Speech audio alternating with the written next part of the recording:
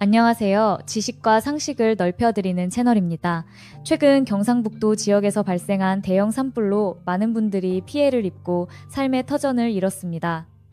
안타까운 마음 금할 길이 없는데요. 해마다 반복되는 산불 소식에 이제는 많은 분들이 왜 이렇게 큰 불이 자주 날까 하는 근본적인 질문을 던지게 됩니다. 물론 건조한 날씨, 강한 바람, 그리고 실화나 방화 같은 직접적인 원인이 있겠죠. 하지만 오늘 저는 조금 다른 각도에서 어쩌면 불편할 수도 있는 이야기를 나눠보려 합니다. 바로 우리가 숲을 보호하려는 선한 노력이 역설적으로 더 큰 산불 피해를 부를 수도 있다는 점입니다. 그리고 이것이 왜 환경단체들의 일부 주장과 맞물려 더 복잡한 문제를 낳는지 깊이 있는 시각으로 풀어보겠습니다. 우리는 흔히 산림보호라고 하면 나무를 베지 않고 최대한 자연 그대로 두는 것을 떠올립니다. 울창한 숲 그 자체를 보존하는 것이 중요하다고 생각하죠. 실제로 많은 환경단체들이 개발이나 벌목에 반대하며 숲의 원형 보존을 강조해 왔습니다. 이런 노력 덕분에 우리 산림이 더 푸르게 가꿔진 측면도 분명히 있습니다. 하지만 여기서 한 가지 간과하기 쉬운 점이 있습니다. 바로 숲도 관리가 필요하다는 사실입니다. 자연 상태의 숲이라도 스스로 완벽하게 균형을 유지하는 것은 아닙니다. 특히 우리나라처럼 사계절이 뚜렷하고 특정 수종이 밀집되어 자라는 환경에서는 더욱 그렇습니다. 건강한 숲은 적당한 간격으로 나무가 자라고 햇볕이 땅까지 다 다양한 식생이 공존하며 죽은 나무나 마른 잎, 잔가지 등이 과도하게 쌓이지 않은 상태를 말합니다.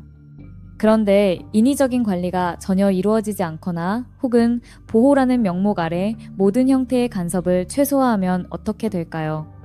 숲은 점점 더 빽빽해집니다. 나무들이 서로 경쟁하며 햇볕을 제대로 받지 못하고 약하게 자라기 쉽습니다. 땅에는 죽은 나무, 낙엽, 마른 가지들이 계속 쌓여만 갑니다. 이것들이 바로 산불이 발생했을 때 불쏘시개 역할을 하는 연료가 됩니다. 연료가 많을수록 불은 더 빠르고 강하게 번지며 끄기도 훨씬 어려워집니다.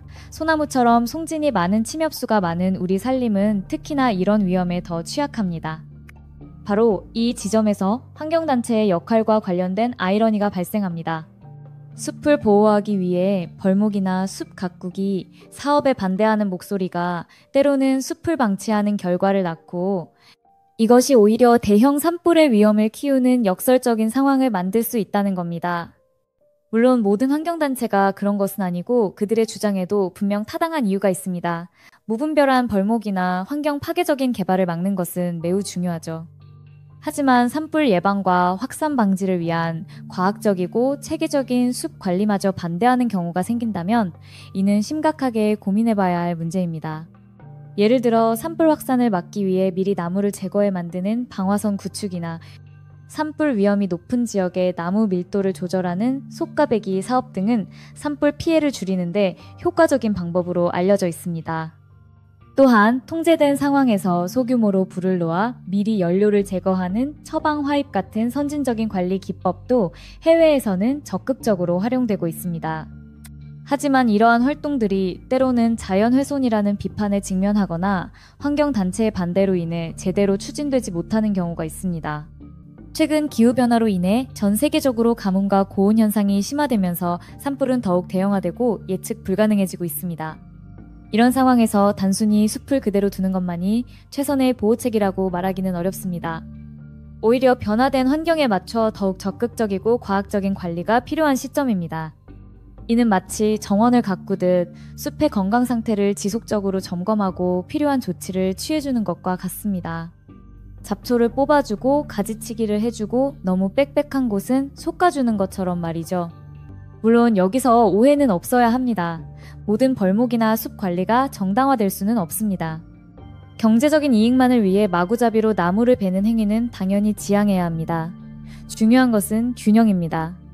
숲의 생태적 가치를 보존하면서도 대형 재난으로 번질 수 있는 위험 요인을 과학적인 근거에 기반하여 관리하는 지혜가 필요합니다. 이를 위해서는 임업 전문가, 산림과학자, 환경단체, 지역 주민, 그리고 정부가 머리를 맞대고 현실적인 대안을 논의해야 합니다. 현재 산림관리 분야에서는 빅데이터와 인공지능 기술을 활용하여 산불 발생 위험도를 예측하고 드론을 이용해 산림 상태를 정밀하게 모니터링하는 등 첨단 기술을 접목하려는 노력도 이루어지고 있습니다. 또한 단순히 나무를 베어내는 것이 아니라 제거된 나무를 목재 펠릿이나 다른 친환경 자원으로 활용하는 방안도 함께 모색되고 있습니다. 중요한 것은 이러한 과학적 접근과 지속 가능한 관리 방안에 대해 열린 마음으로 논의하고 사회적 합의를 이끌어내는 것입니다.